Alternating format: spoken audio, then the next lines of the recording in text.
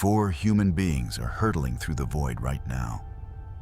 Not through the comfortable darkness of low Earth orbit, where rescue is a phone call and a few hundred miles away. No. They are moving away from everything. Away from the atmosphere that cradles every breath humanity has ever taken. Away from the magnetic field that has shielded life on this planet for 4 billion years. Away from any possibility of a quick return. Their names are Reid Wiseman, Victor Glover, Christina Koch, Jeremy Hansen. And the machine carrying them into the deep was already broken before it left the ground. This is not a metaphor. This is not speculation. This is the documented, peer-reviewed engineering reality that NASA's own internal audits and independent engineers raised alarms about loudly on the record before 4 human beings were strapped into a capsule on top of the most powerful rocket ever launched from American soil. The heat shield, that ceramic barrier, barely the width of a few centimeters, is the only physical object standing between 4 living people and temperatures approaching 2,700 degrees Celsius. Temperatures that make the surface of lava look cold.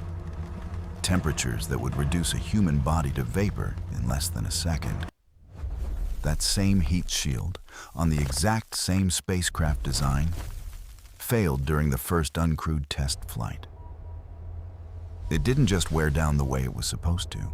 It didn't ablate uniformly, sacrificing itself in a controlled burn the way 50 years of aerospace engineering had predicted. Instead, it cracked. It fractured in unexpected chunks, shedding material in irregular, uncontrolled patterns that no thermal model had anticipated. And the reason it failed is elegant in its terror. Trapped gases, superheated and pressurized within the ablative foam, building internal pressure until the material gave way, not from the outside in, but from the inside out. NASA knew, the engineers knew, and they launched anyway. But the heat shield is only the beginning. On the morning of launch, April 1st, 2026, with 4 astronauts already seated inside the Orion capsule atop a rocket loaded with millions of liters of cryogenic propellant, 2 critical safety systems reported failures. The flight termination system, the device that allows engineers on the ground to destroy the rocket if it veers off course and threatens populated areas, went silent. A communication failure, a ghost in the machine, resolved only by cannibalizing hardware from a shuttle program that flew its last mission 15 years ago. The launch abort system, the explosive tower designed to rip the crew capsule free from a disintegrating rocket in a matter of milliseconds, registered a temperature anomaly, higher than expected, unexplained. They still launched. And when they crossed the invisible line where Earth's gravity begins to lose its grip, when the blue curvature of the atmosphere shrank behind them into something you could cover with your thumb, they entered a region of space where the sun itself becomes a weapon. A single solar particle event, a burst of charged radiation from a stellar flare, can penetrate the walls of Orion and begin altering the molecular structure of human DNA in real time. The astronauts carry no shielding against this that could stop a significant event. Their protection is awareness, monitoring, a warning system that gives them perhaps minutes to huddle inside the most protected section of the capsule and hope. Hope is not an engineering specification. And behind the moon, on the far side of that ancient cratered world, there is a window of 40 minutes where no signal can reach them. No voice from mission control. No telemetry. No confirmation that the life support system drawing carbon dioxide out of the air is still functioning. No way to call for help. For 40 minutes, they will be the most isolated human beings in the history of this species. What you are about to hear is not a conspiracy theory. It is the architecture of a machine built at the edge of human capability, launched under political pressure, carrying 4 lives into a place where the margin between history and catastrophe is measured in millimeters of ceramic foam and the reliability of a toilet vent line. The universe does not care about schedules. It does not care about budgets. And it has never once been moved by human ambition. What it does to the unprepared is permanent. There is a material called Avcoat. It is not glamorous. It does not glow in laboratory photographs the way a superconductor does. It does not carry the prestige of titanium alloys or the sleek mystique of carbon fiber. It is, at its core, a kind of structured foam, a honeycomb matrix of fiberglass cells filled with an epoxy resin compound applied by hand, cell by cell, by technicians wearing gloves in a clean room in Louisiana. It looks, honestly, like the bottom of a burnt casserole dish, and it is the only reason any human being has ever survived, returning from beyond Earth's atmosphere. The physics of atmospheric reentry is one of the most violent natural phenomena a human-made object can be subjected to. When the Orion capsule plunges back toward Earth after its journey around the Moon, it is not slowing down gracefully. It is falling. It is falling at nearly 40,000 kilometers per hour, 11 kilometers every single second. And the atmosphere it is entering is not empty space. It is a fluid, a dense, resistant, molecular fluid that the capsule tears through with such force that the air itself cannot move out of the way fast enough. What happens when air cannot escape is compression. And compression, at that scale, at that velocity, generates heat that has nothing to do with friction in the way most people imagine. The capsule is not rubbing against the air the way a match head rubs against a striking surface. The air is being compressed so violently, so instantaneously, that its molecules are stripped of their electrons.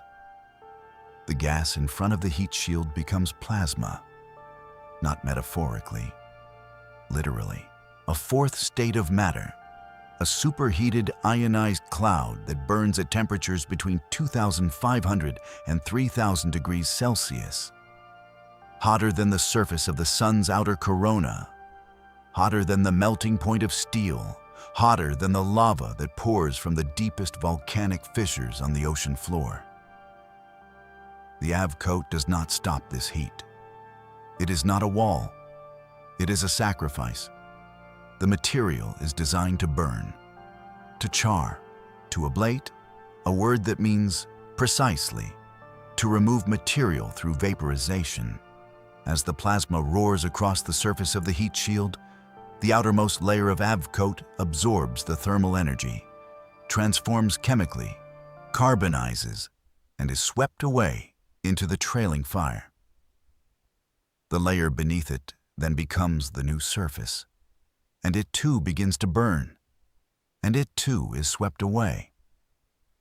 The shield is consuming itself so that the human beings inside do not have to. It is, in the most literal engineering sense, a controlled act of destruction, deliberate self-annihilation in service of preservation. There is something almost unbearably philosophical about that. Every ancient culture that ever looked at fire understood intuitively that something must be consumed to generate warmth, light, and life. The Avcoat heat shield is the purest modern expression of that primordial truth. Something must burn so that something else survives. The engineers who designed it were not just solving a thermal equation. They were, whether they knew it or not, encoding one of the universe's most fundamental bargains into a layer of epoxy foam 5 inches thick. But during the Artemis I mission, the uncrewed test flight that preceded this crude mission, that bargain broke down. The Orion capsule, carrying no crew, performed a loop around the Moon and returned to Earth on December 11, 2022. It splashed down in the Pacific Ocean. The mission was declared a success. There were press conferences. There were smiles.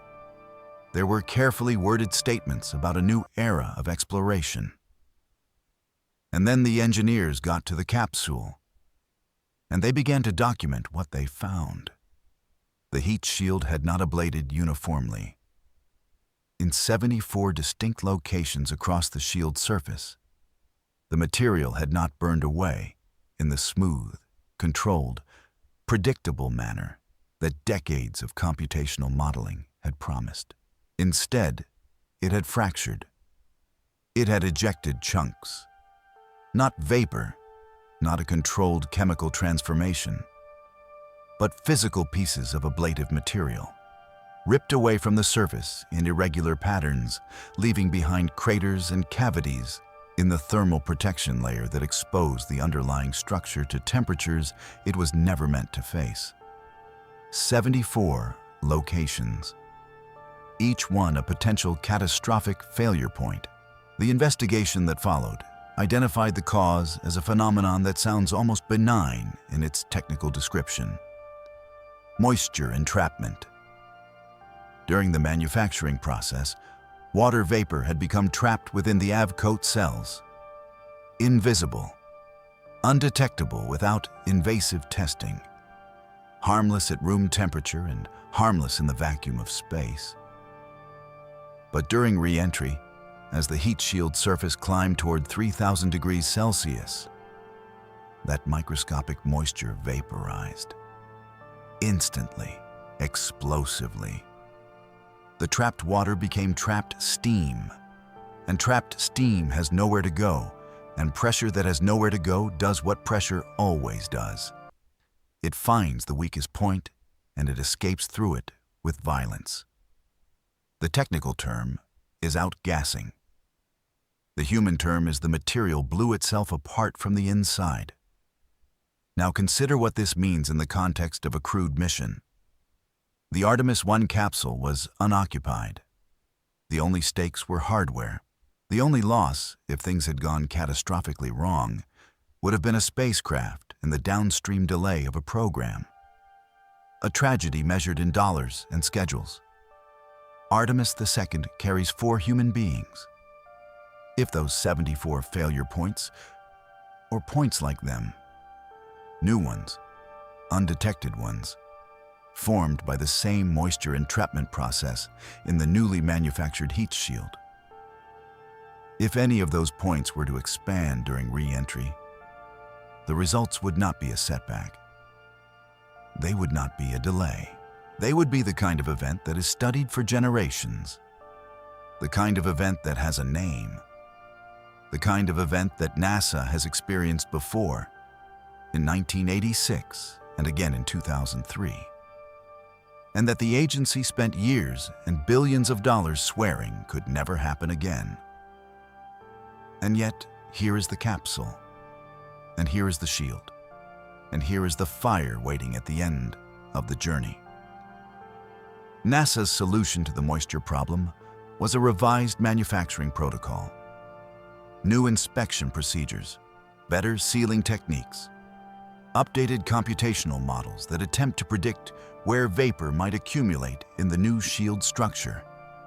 Models, predictions, attempts. In engineering, there is a concept called the residual risk. The risk that remains after every known mitigation has been applied. It is never zero.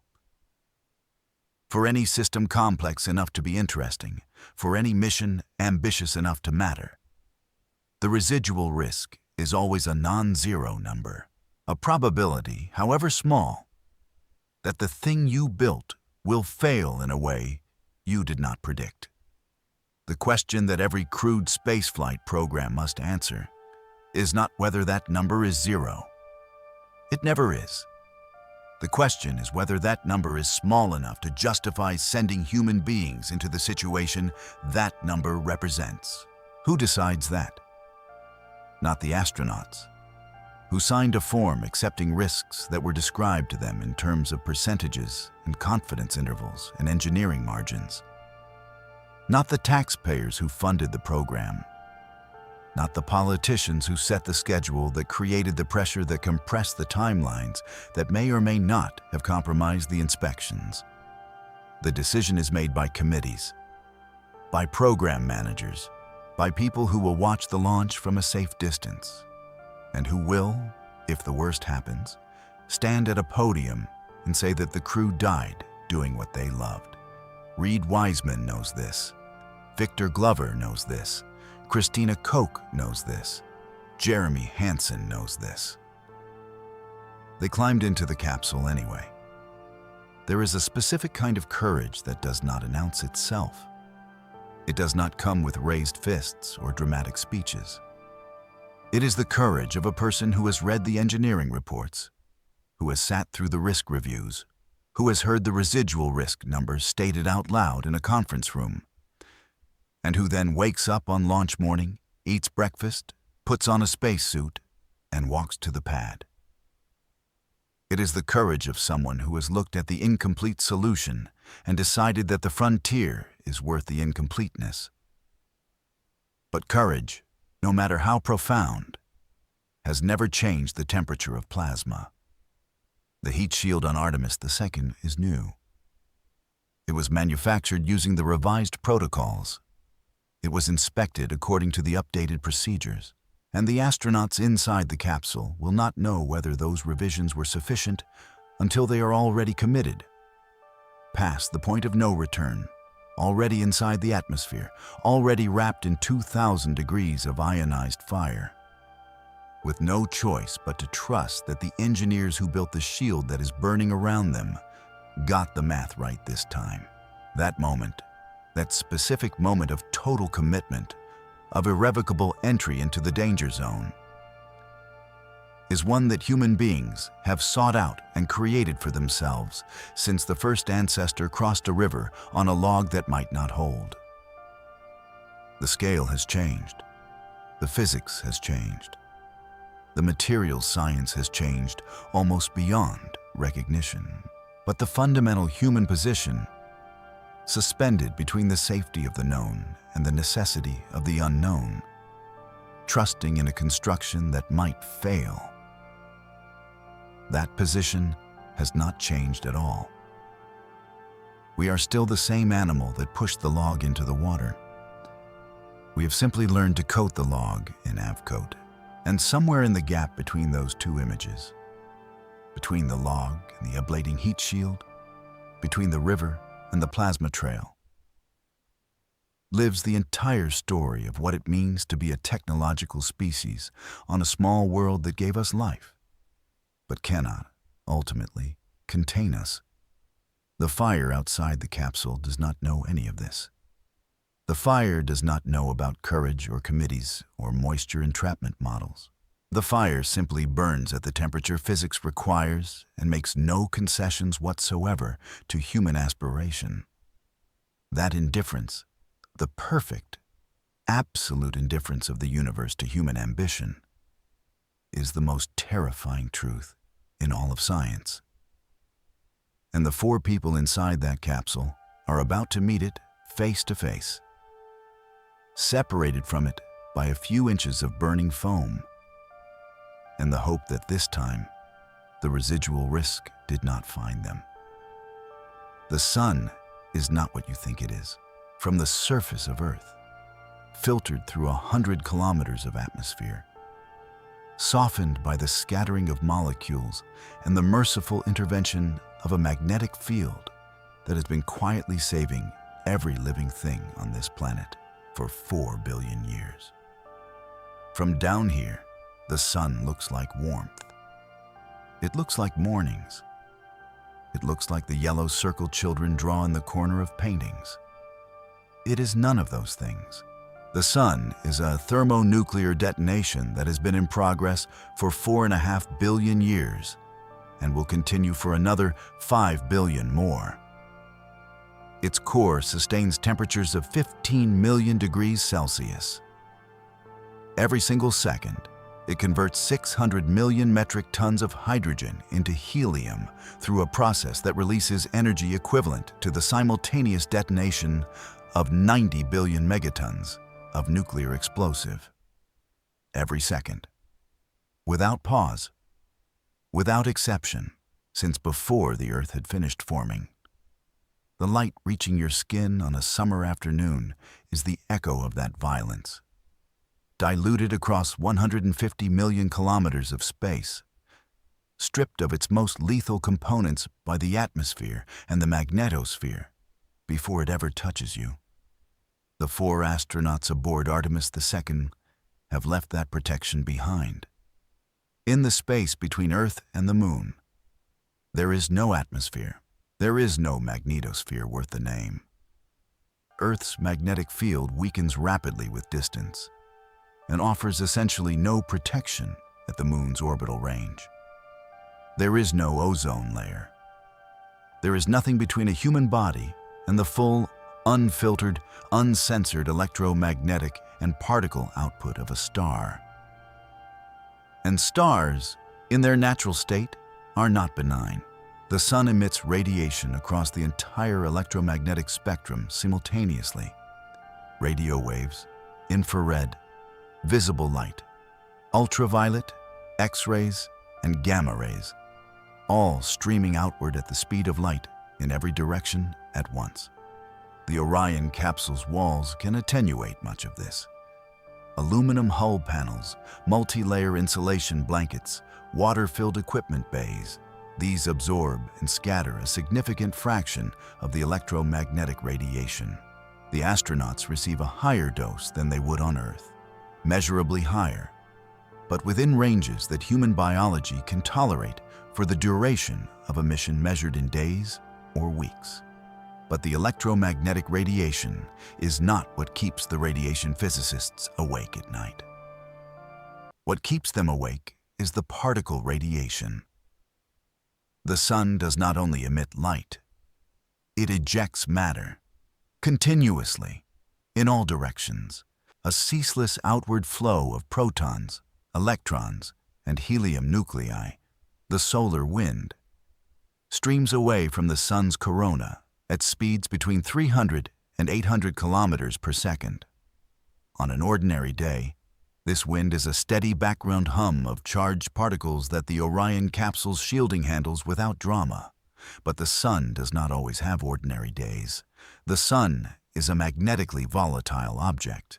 Its surface is threaded with colossal magnetic field lines that arch upward from the interior, emerge through the photosphere, loop through the corona, and occasionally, when they become too tangled, when the stored magnetic energy exceeds what the structure can contain, they snap, they reconnect, they release in a fraction of a second, the equivalent of billions of hydrogen bombs in a single explosive event. A solar flare, a coronal mass ejection. A coronal mass ejection is not a pulse of light. It is not electromagnetic radiation traveling at the speed of light, arriving at Earth or the Moon in 8 minutes. A coronal mass ejection is a physical eruption, a billion-ton cloud of magnetized plasma hurled outward from the sun's surface at speeds that can exceed 3,000 kilometers per second, carrying with it a cargo of protons accelerated to energies measured in Giga electron volts. These are not the gentle photons of a sunny afternoon. These are subatomic bullets accelerated to a significant fraction of the speed of light, each one carrying enough energy to pass through aluminum shielding, through water containers, through the walls of the capsule, through the walls of a human cell, and through the molecular structure of the DNA coiled inside that cell's nucleus. And when a proton moving at relativistic speeds passes through a DNA strand, it does not leave the strand intact. It ionizes. It strips electrons from the molecular bonds that hold the nucleotide sequence together.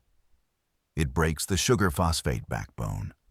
It creates what radiation biologists call a double-strand break, a point where both complementary strands of the double helix are severed simultaneously. The cell detects this break. The cell has repair mechanisms, elaborate, ancient, conserved across billions of years of evolution, that attempt to reconnect the broken ends and restore the original sequence. Most of the time, in low radiation environments, these mechanisms succeed. They find the broken ends. They rejoin them. Life continues. But under high-flux particle bombardment, the breaks accumulate faster than the repair mechanisms can process them. The cell is trying to fix a manuscript while someone is simultaneously tearing out pages. The reconnection happens, but it happens incorrectly. Sequences are transposed. Genes are fused that were never meant to be adjacent. Regulatory sequences are destroyed. Oncogenes, the genes that, when dysregulated, drive uncontrolled cellular proliferation, are activated. The word for what follows, in the clinical language of oncology, is carcinogenesis. Cancer, not metaphorically, not as a future risk to be managed statistically, as a molecular process that begins in the nucleus of a specific cell, in a specific chromosome. At the precise moment, a proton moving at a fraction of the speed of light severs a strand of DNA that had been faithfully copied and maintained since before that astronaut was born. The body that returns from the moon is not, at the molecular level, entirely the same body that left. This is one of the most profound and underappreciated truths of deep space travel. We speak of the voyage as if the astronauts leave and return unchanged, as if they are passengers who simply step off a vehicle and resume their lives. But the particle radiation of interplanetary space is a rewriting mechanism. It reaches inside the most fundamental biological archive a human being possesses, the genome, the 3 billion base pair instruction set written in 4 chemical letters that defines every protein, every cell type, every physiological process, and it edits it. Not kindly, not intentionally, not with any goal in mind. The universe edits human DNA with the indifference of a cosmic ray that has been traveling for 8 minutes and simply happens to be passing through the exact volume of space occupied by a capsule, a suit, a body, and a cell. NASA quantifies this. They must. Every crewed mission beyond low Earth orbit comes with a calculated career radiation exposure limit. A number expressed in units called millisieverts that represents the boundary beyond which the statistical increase in lifetime cancer risk becomes, by regulatory definition, unacceptable. These limits are not conservative in the way that engineering safety margins are conservative. They are not 10 times the dangerous threshold. They are set precisely at the point where, across a population of astronauts, the expected number of radiation-induced cancer deaths becomes statistically significant. A single large solar particle event, a significant coronal mass ejection striking the Orion capsule during a period when the astronauts are in the weakly shielded sections of the vehicle, could potentially exceed a significant fraction of that career limit in hours. In hours, NASA's strategy for managing this risk has 3 components, and they are worth understanding in their exact details, because together they reveal the boundary conditions of what space medicine can actually achieve. The first is prediction. NASA maintains a network of solar monitoring satellites. Instruments like the Solar Dynamics Observatory, the Stereo spacecraft, and the NOAA DS-COVAR probe stationed at the L1 gravitational balance point between Earth and the Sun, that watch the solar surface continuously, looking for the magnetic signatures that precede major eruptions. When the magnetic field lines in an active region begin to show the topology of an imminent flare, the space weather forecast teams issue alerts. This is the first component. It is also the most limited. Solar flares propagate at the speed of light. 8 minutes from sun to Earth. 8 minutes from sun to the moon. That is not 8 minutes of warning before the electromagnetic pulse arrives. That is the warning. By the time the instruments detect the flare, the X-rays and gamma rays have already arrived. The faster components of the particle radiation begin arriving within tens of minutes. The bulk of the energetic proton flux from a significant event arrives in hours. The second component is the storm shelter. The Orion capsule has a designated area where the crew can huddle during a solar particle event. A section surrounded by water-filled storage containers and densely packed equipment that provides marginally more shielding than the rest of the vehicle. It does not eliminate the radiation dose. It reduces it. The word used in the documentation is minimize. To minimize exposure. Not to prevent it, not to eliminate it. To reduce how much of it reaches a human body before the event subsides. The third component is the astronauts themselves. Their physical fitness, their baseline health, their age, their individual genetic predisposition to radiation-induced damage. All of these factors influence how their bodies respond to the dose they receive. All of them are variables. None of them can be controlled from mission control. What is perhaps most arresting about this architecture of protection, the monitoring, the shelter, the biological variability, is what it reveals about the fundamental nature of the risk. It is a risk that cannot be engineered away. It is not a problem that more funding or better manufacturing or revised inspection protocols can solve. It is a feature of the sun itself. It is a consequence of living in a solar system with a magnetically active star, orbiting at a distance that is hospitable to life on a shielded planet, but lethal in the unshielded space between worlds. The engineering can manage the risk. It cannot remove it. And in April of 2026, as the Artemis II crew began their trajectory around the moon, solar activity was elevated. The sun was approaching the peak of solar cycle 25. A period of maximum magnetic activity in the 11-year rhythm that governs the frequency of flares and coronal mass ejections. The space weather teams were watching. The monitoring networks were active. The astronauts knew that the star their planet orbits was, at this precise moment in history, at its most volatile. They went anyway. There is a question buried inside this fact that goes beyond mission planning and risk matrices. It is a question about the relationship between a biological organism and the star that created it. Because this is the paradox at the heart of life in this solar system. The sun is simultaneously the source of every molecule of energy that powers every living thing on this planet, and the most dangerous object in the local universe for any life form that dares to step outside the shelter of the biosphere. Every carbon atom in a human body was forged in a stellar interior.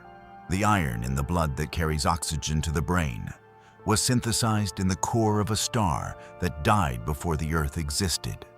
Life is, at the most fundamental level, stellar material that has achieved the improbable feat of self-organization, self-replication, and self-awareness. And now that self-aware stellar material is getting back in a capsule and flying toward the object that, in a sense, created it. There is something achingly poetic about this, and something deeply, quietly terrifying.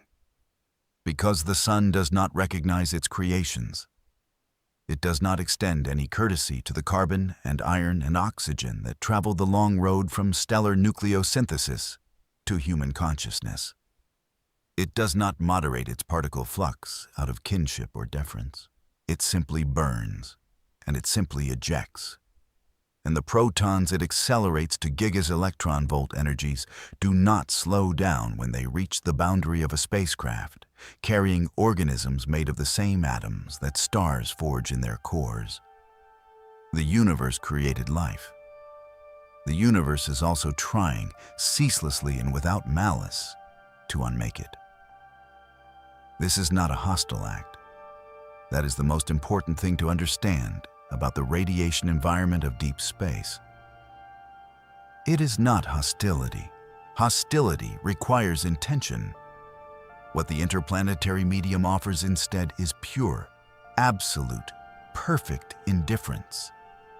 The radiation that can rewrite a human genome does so with the same physical neutrality as sunlight warming a rock. The proton that severs a DNA strand is following the laws of electromagnetism and nuclear physics with complete fidelity, executing no agenda, pursuing no goal, making no distinction between a strand of genetic code that took 4 billion years of evolution to produce and a grain of regolith on the lunar surface. To the universe, they are the same. To us, of course, they are not the same at all. And that gap between the universe's total indifference and our total investment in our own continuity is the space in which the entire drama of human space exploration unfolds. Reid Wiseman, Victor Glover, Christina Koch, and Jeremy Hansen carry their genomes with them into that gap. They carry their histories, their memories, their relationships, their children, their unfinished projects and unspoken words, and all the irreducibly personal content of 4 human lives. And the sun, at the peak of its 11-year cycle, does not know their names. There is a moment in the Artemis II mission that has no parallel in the entire modern history of human spaceflight. It is not the launch. It is not the first view of Earth from distance.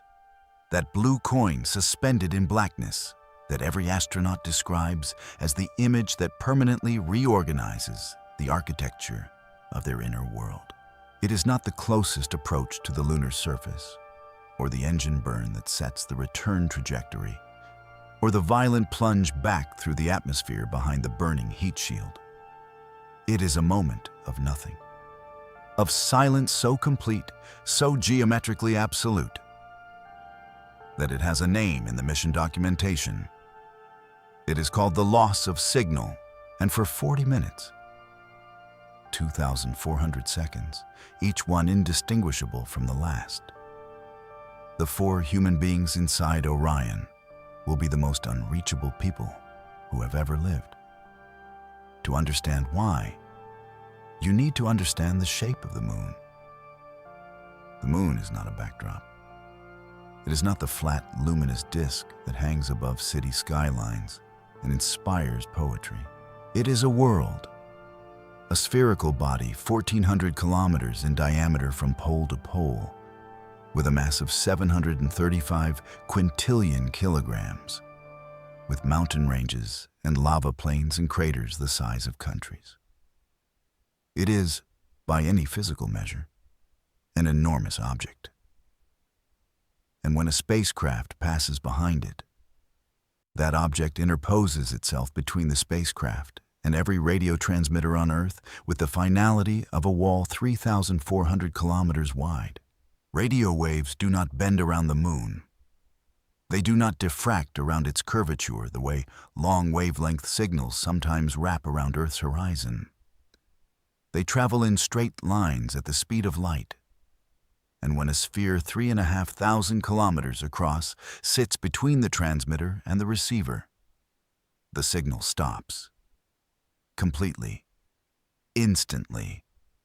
Without gradual degradation or warning static or the comfort of a weakening connection. One moment, there is communication. The next moment, there is nothing.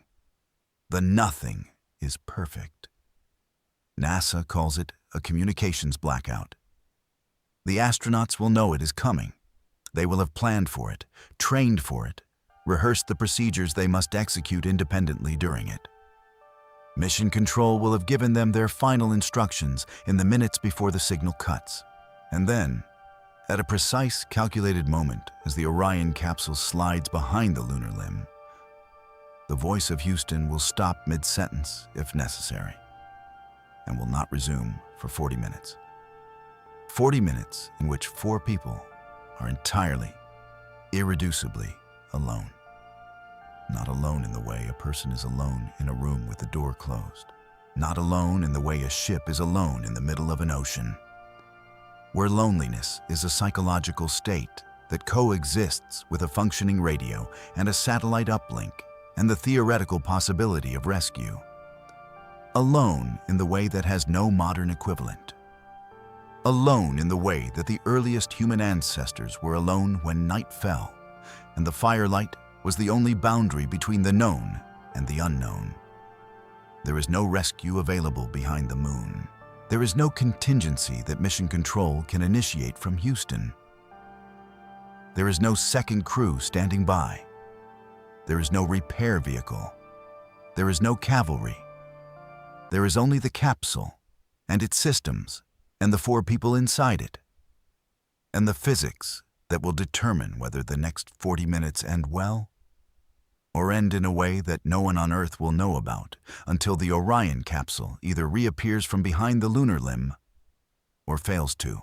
And here is what makes those 40 minutes existentially terrifying beyond the mere fact of isolation. During that blackout, a critical engine burn must occur. The burn is called the Lunar Flyby Departure Maneuver, a precisely timed firing of the service module's main engine that adjusts the spacecraft's trajectory and commits it to the return path toward Earth. The timing, the duration, the direction, the thrust vector. All of these parameters must be correct within tolerances so fine that they are measured in fractions of a degree and tenths of a second. If the burn does not happen, the spacecraft remains on a lunar free return trajectory, a path that, by the laws of orbital mechanics, will curve around the moon and bring the capsule back toward Earth without further propulsion. This is a designed safety feature, and it works. And it means that a complete engine failure during this phase of the mission is not instantly fatal. But if the burn happens incorrectly, if the engine fires for too long, or not long enough, or in a slightly wrong direction, the trajectory changes in ways that may not be correctable. The margin for error in deep space trajectory management is not generous. Small velocity errors accumulate over the vast distances of cislunar space into large positional errors. An engine burn that is off by a few meters per second can translate over the subsequent days of travel into a re-entry angle that is outside the survivable corridor. The re-entry corridor, the precise band of trajectory angles within which the capsule can safely enter Earth's atmosphere, is brutally narrow, too steep, and the capsule decelerates too rapidly, generating G-forces that crush the occupants and heat loads that exceed the heat shield's capacity. Too shallow, and the capsule skips off the upper atmosphere like a stone skipping off of water, rebounding into space on a trajectory that cannot be corrected, running out of consumables before a second re-entry opportunity can be arranged. The survivable corridor is approximately 5 degrees wide. 5 degrees in a universe of 360. Everything depends on an engine firing correctly, at the right moment, for the right duration, pointed in the right direction, behind a world where no human eye can watch it and no human hand can intervene. The engine itself, the main propulsion system of the European service module, is a masterwork of precision engineering. It burns a combination of monomethyl hydrazine fuel and mixed oxides of nitrogen oxidizer, a hypergolic propellant combination that ignites on contact without requiring a spark or ignition system. Hypergolic propulsion is, in the vocabulary of rocket engineers, reliable. It has been trusted for decades on spacecraft, from Apollo to the Space Shuttle Orbital Maneuvering System, to the thrusters of the International Space Station. Reliable does not mean infallible. In the history of crewed spaceflight, engine failures have occurred. partial failures, timing anomalies, unexpected pressure drops, valve malfunctions. The catalog of things that can go wrong with a rocket engine is extensive, because a rocket engine is a device that asks incompatible things of its materials simultaneously. It asks metal to contain temperatures that exceed the melting point of most metals. It asks seals to remain impermeable under pressures that would defeat most industrial containment systems. It asks valves to open and close with millisecond precision after spending days in the thermal extremes of deep space, expanding and contracting through temperature ranges that would fatigue most structural materials in ways that are difficult to predict and impossible to observe. The astronauts cannot see the engine while it is firing.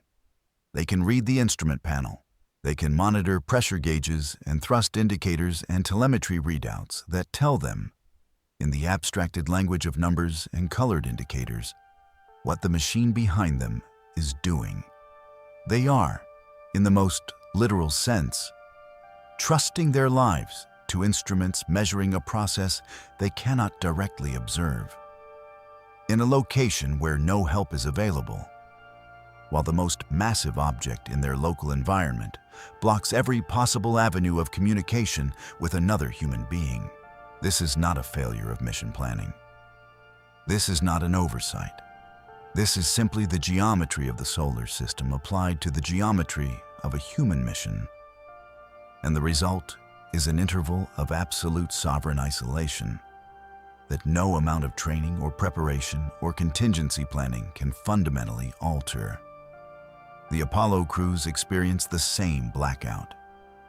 Every mission from Apollo 8 through Apollo 17 passed behind the moon and entered the same silence. The crews of those missions were aware of it. They trained for it. Some of them described it in their memoirs and interviews, not with fear, but with a strange, almost sacred quality.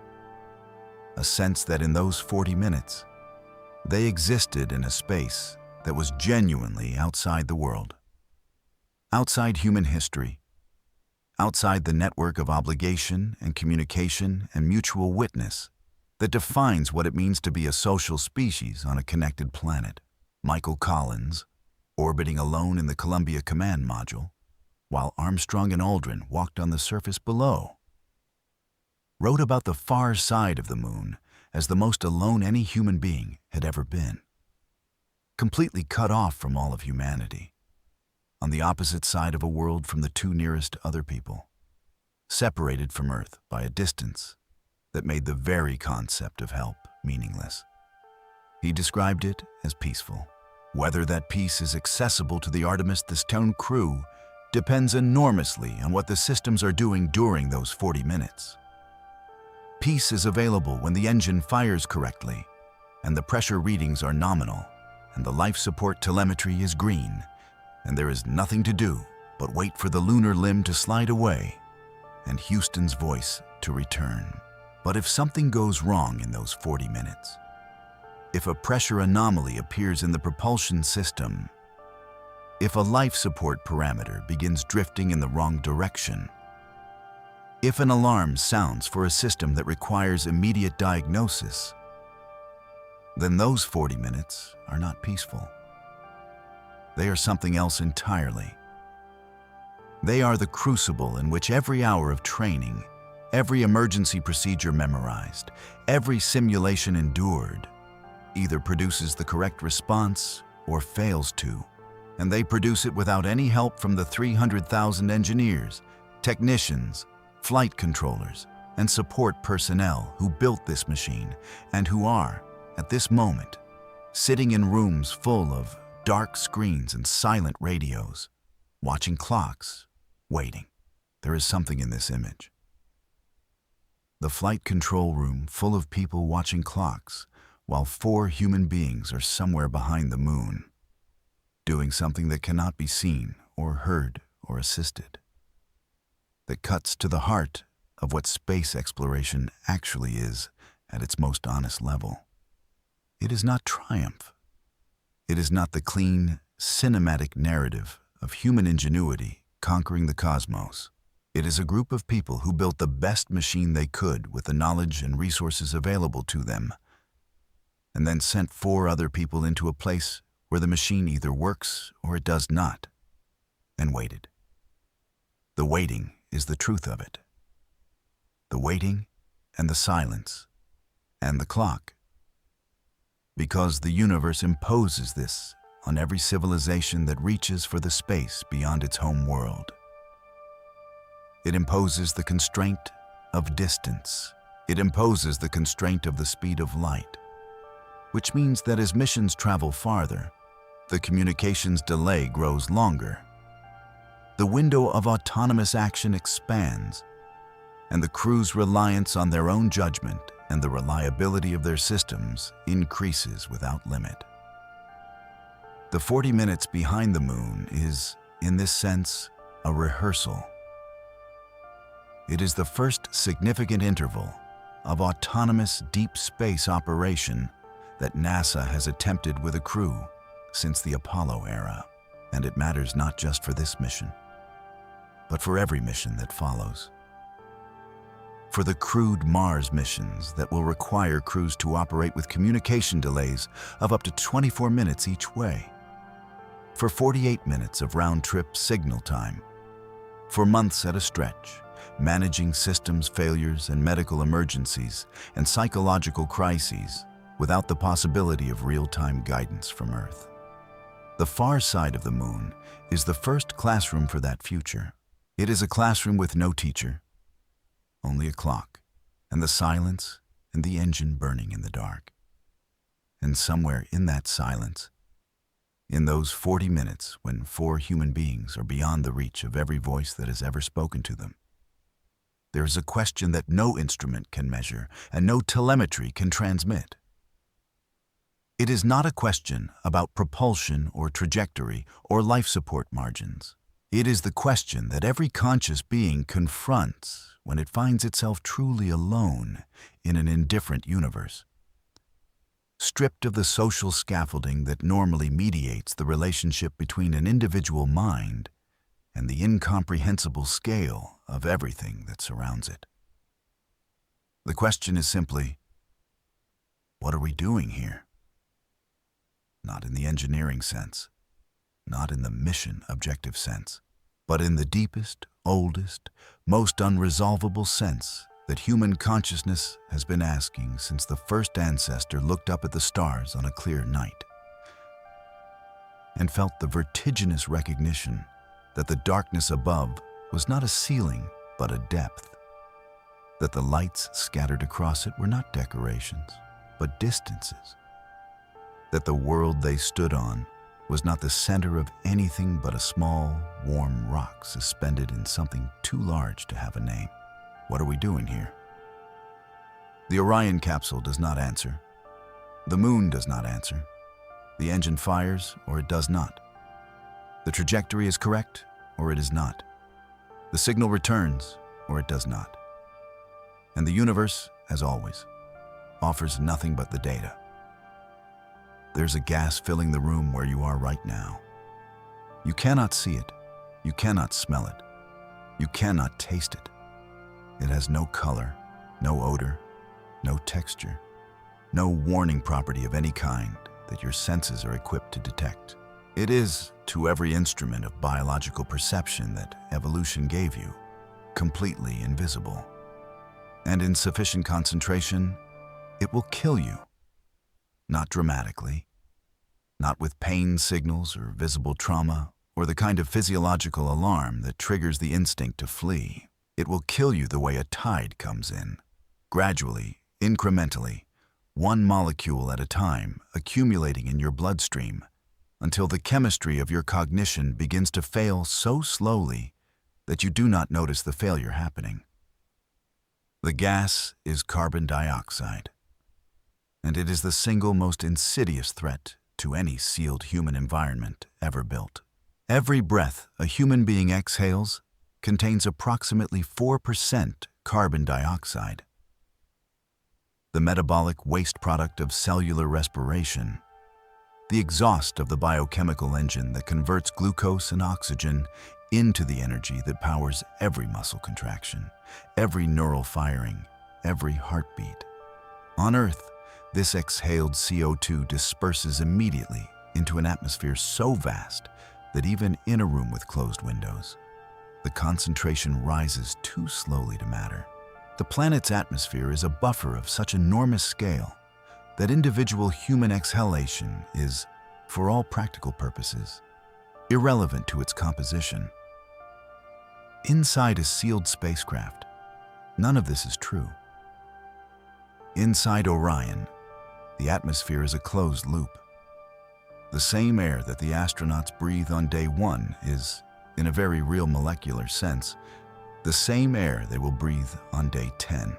It is scrubbed, recycled, repressurized, and recirculated through a life support system that must remove carbon dioxide continuously and without interruption for every moment the crew is aboard. The system does not get a rest. It does not have off hours.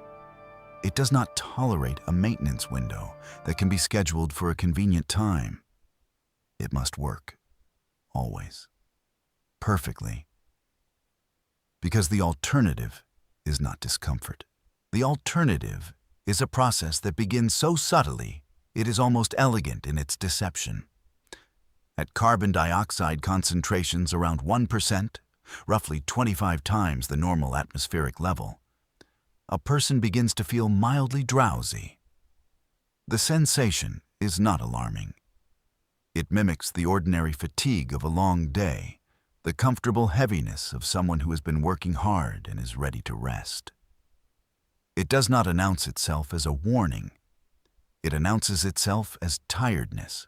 At 2%, the headache begins. Diffuse, pressure-like, easy to attribute to dehydration or stress or the ordinary physical adjustments of living in microgravity. The mind remains functional. The person remains, from any external observation, entirely normal. At 3%, cognitive performance begins measurably degrading. Reaction times slow. Decision-making becomes subtly impaired. The capacity for complex reasoning, for holding multiple variables in working memory simultaneously and manipulating them toward a correct solution, begins to erode. Importantly, the person experiencing this degradation is typically unaware of it. The very cognitive apparatus that would recognize the impairment is the apparatus being impaired. You cannot reliably think your way to the conclusion that you cannot think clearly. This is the insidious architecture of CO2 toxicity. It is a poison that disables the instrument designed to detect it. At 4%, the symptoms escalate rapidly. Headache becomes severe. Vision begins to blur. Nausea arrives. The heart rate increases as the body attempts to compensate by pumping blood faster, trying to deliver more oxygen to cells that are not, in fact, oxygen deprived, because the problem is not oxygen shortage, but CO2 accumulation, and the body's emergency response system is not designed to distinguish between them with precision. Above 4%, the timeline to incapacitation is measured in minutes. Above 8%, unconsciousness follows within minutes of exposure. At concentrations approaching 10%, the physiological cascade becomes irreversible without immediate intervention. The Orion capsule's life support system, the system responsible for preventing this sequence from initiating, had documented anomalies before the Artemis II crew boarded. This is not speculation. The technical reports are on record.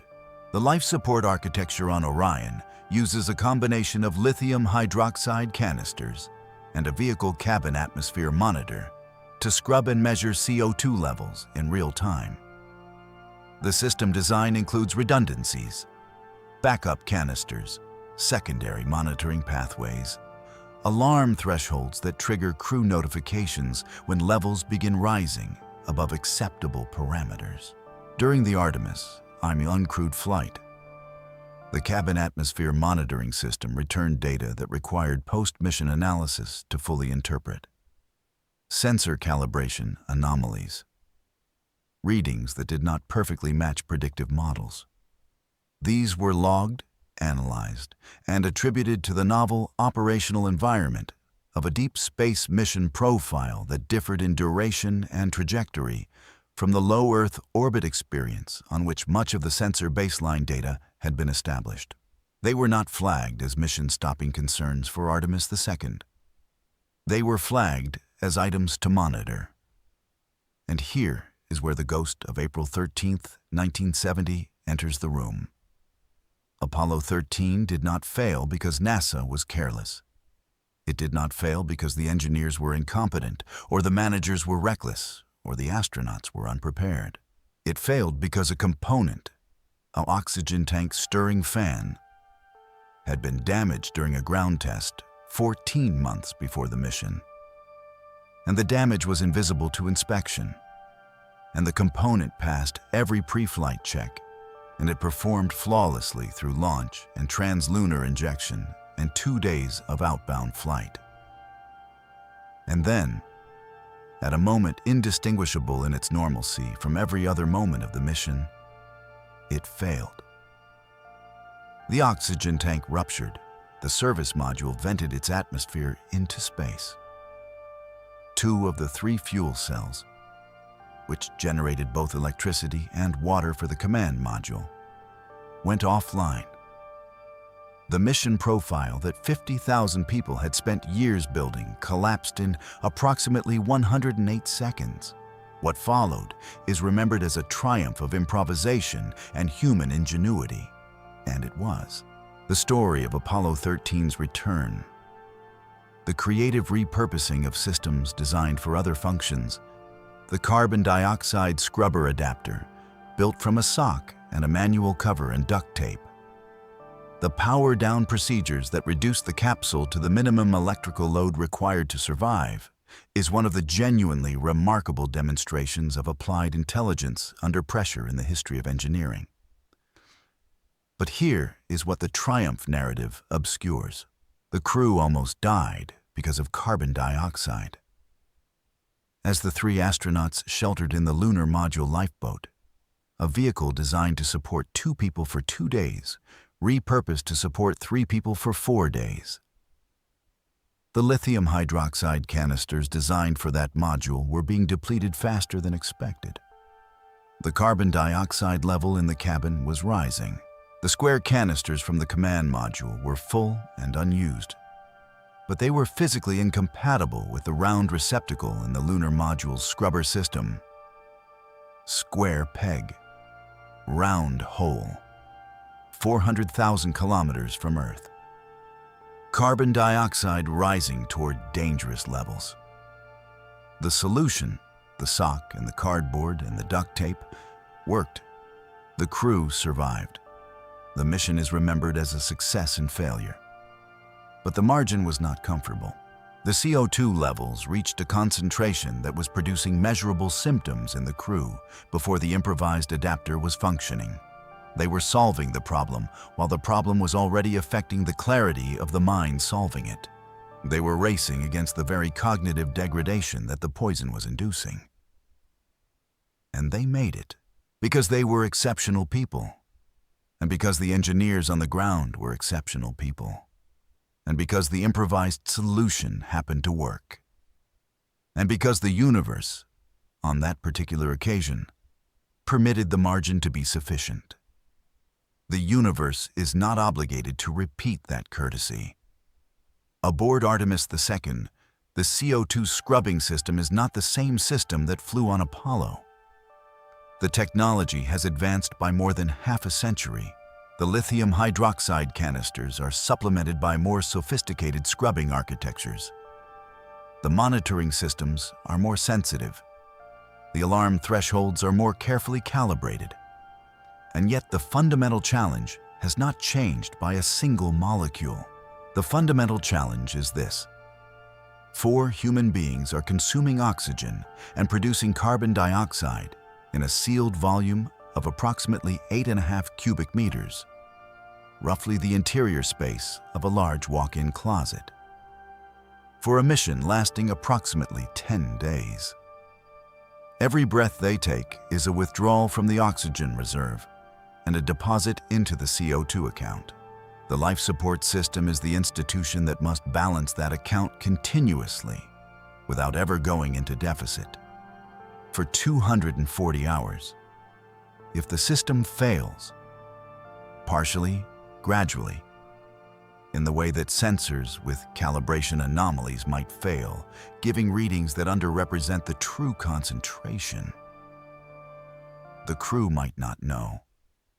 The instrument designed to warn them might be the instrument that is malfunctioning, and the biological instrument designed to detect the danger, the human nervous system, is compromised by the very condition it is trying to detect. This is the closed loop of CO2 danger. It is a system that can fail in a mode that defeats every layer of detection simultaneously. The toilet on Artemis II also failed during the mission. This was reported publicly, almost with a note of comedy. The kind of story that humanizes astronauts